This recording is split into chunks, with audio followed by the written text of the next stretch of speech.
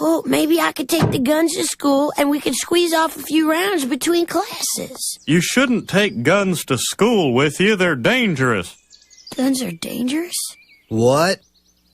Oh, brother. Bobby, go on and clean the guns. I'll be in there in a minute. Well, what's this about guns being dangerous? Well, that's right. They kill people. Guns don't kill people. The government does. Oh, handguns have been around for years. If they were dangerous, I just think someone would have said something. Most deaths in the home are from guns and gun accessories. Let me ask you this. A guy breaks into your house, but you don't have a gun.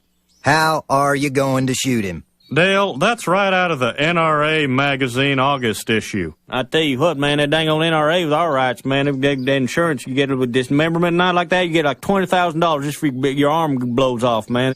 I can't believe you guys. Dale, the NRA is a Washington, D.C. based organization. Are you telling me you support Washington, D.C.? That's a thinker.